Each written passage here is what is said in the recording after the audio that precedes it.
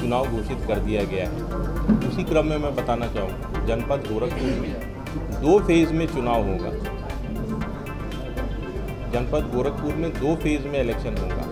जो खजनी कॉन्स्टिट्यूंसी है वो part of Sant Kabir Nagar constituency है, जो 6th फेज़ में कवर होगा, और जो गोरखपुर और बांसगांव कॉन्स्टिट्यूंसी है ये 7th फेज़ में होगा। जो गोरखपुर और बांसगांव कॉन्स्टिट्यूंसी है उसका डेट ऑफ नोटिफिकेशन या डेट ऑफ नॉमिनेशन जो शुरू होगा वो 7 मई से होगा। जो लास्ट डे ऑफ नॉमिनेशन है 14 मई है। जो स्क्रूटनी का डे है 15 मई है। नाम वापसी विड्रॉल का जो डेट है वो 17 मई है। जो इलेक्शन होगा, वोटिंग होगा वो 1 जून को है, और जो काउंटिंग होगा 4 जून को होगा, और 6 जून से पहले समस्त प्रोसेसेस इलेक्शन पूरे कर लिए जाएंगे। जनपद में जो बूथ्स हैं सभी हमारी तैयारी पूरी हो चुकी है। कार्मिकों का किसी प्रकार का इशू नहीं है। ऐप्स है, मॉडल कोड ऑफ कंडक्ट कल से लागू हो गया है। अगर किसी तरह का वायलेशन होता है तो सी विजिल ऐप के माध्यम से या 1950 पे कॉल करके लोग अपना कंप्लेंट रजिस्टर कर सकते हैं, और 100 मिनट्स में उसको रिड्रेसल किया जाएगा। जो FST SST टीम्स है उसको एक्टिवेट कर दिया गया है। और जो MCC है वो फर्स्ट 24 आवर्स के लिए हम लोग सारे गवर्नमेंट बिल्डिंग्स के डिफेसमेंट्स और होर्डिंग्स हटाएंगे। जो नेक्स्ट 24 आवर्स यानी कि पहला 48 आवर्स है उसमें पब्लिक प्लेसेस से हटाया जाएगा, और जो फर्स्ट 72 आवर्स है उसमें जितनी भी प्राइवेट बिल्डिंग्स है उससे डिफेसमेंट्स और जितनी होर्डिंग्स है वो हटाई जाएंगी। आचार संहिता का अनुपालन समस्त अधिकारीगण करेंगे, समस्त पॉलिटिकल पार्टी करेगी, जितने भी कैंडिडेट्स हैं सबके द्वारा किया। मतदान प्रतिशत को बढ़ाने के लिए क्या करेंगे? इसके लिए स्वीप के तहत हम लोग एक्टिविटीज़ कर रहे हैं। CDO साहब उसके लिए नोडल ऑफिसर हमारे यहाँ नामित भी हैं, और जितने भी स्कूल्स हैं इसमें अलग अलग तरह के कॉम्पिटिशन्स, नए इलेक्टोरल लिटरेसी क्लब को हम लोग एक्टिवेट कर रखे हैं। जितने भी नए मतदाता हैं 18 से 19 उनको जोड़ा जा रहा है।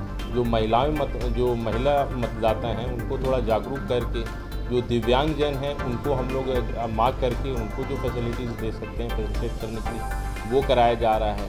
अलग अलग राशन दुकान में होर्डिंग्स लगाए जाएंगे, वोटिंग का डेट कौन सा है, और जितने भी हम लोग पब्लिक अवेयरनेस कर सकते हैं मतलब स्वीप के माध्यम से करेंगे ताकि लोग मैक्सिमम पार्टिसिपेट कर दें। जो लास्ट इलेक्शन में जो कम पोलिंग परसेंटेज वाले बूथ्स हैं उसको चिन्हित किया गया है, वहाँ क्या इश्यूज़ है ये सब हम लोगों ने पहले एक्टिविटी प्लान कर लिया था, और हम लोग एक्सपेक्ट कर रहे हैं कि एटलीस्ट हम लोग 70% ज़रूर क्रॉस करें इस बार वोट इलेक्शन में।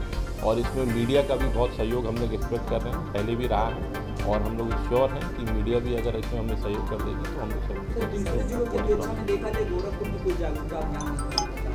ये अभी रेगुलर फेजेस पे चलेगा, और जितने भी स्कूल्स हैं जितने लोग पार्टिसिपेट कर रहे हैं सबको इन्वॉल्व किया।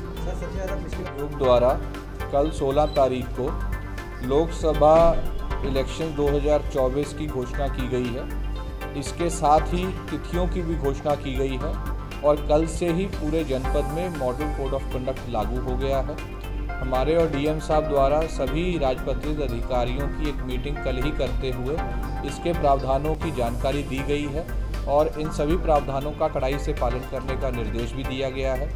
साथ ही साथ सभी राजपत्रित अधिकारियों को अपने जो काउंटर पार्ट्स हैं, मैजिस्ट्रेट्स हैं, COs और SDMs, और इसके साथ साथ थाना और तहसील के जो कर्मचारी हैं उनमें आपस में बेहतर कोऑर्डिनेशन बनाते हुए लगातार भ्रमणशील रहते हुए इलेक्शन प्रोसेस से जुड़े हुए सभी प्रकार के लोगों की पुख्ता सुरक्षा व्यवस्था के भी निर्देश दिए गए हैं, चाहे वो हमारे वोटर्स हों, कैंडिडेट्स हों, या इस चुनाव प्रक्रिया में लगे हमारे कर्मी हों, या जहां पर हमारी मतदान होना है, मतदान केंद्र हैं जहां पर EVMs रखी जाएंगी। इन सभी चीज़ों की पुख्ता सुरक्षा व्यवस्था के लिए निर्देश दिए गए हैं। इस चुनाव को पारदर्शी बनाने के लिए बड़ी मात्रा पर CCTV कैमरास का इस्तेमाल भी किया जा रहा है। जो त्रिनेत्र में हमारे कैमरास लगे हैं, जो हमारा मूवमेंट होता है या चेकिंग अभियान होता है उसको भी और सुदृढ़ किया जा रहा है। जो हमारे अंतर जनपदीय सीमा है वहाँ पर जो एंट्री पॉइंट्स हैं वहाँ पर भी हमारे द्वारा टिकट्स का जो प्रबंध है वो किया जाएगा, लगातार चेकिंग की जाएगी। इस पूरे चुनाव को पारदर्शी बनाने के लिए और शांतिपूर्वक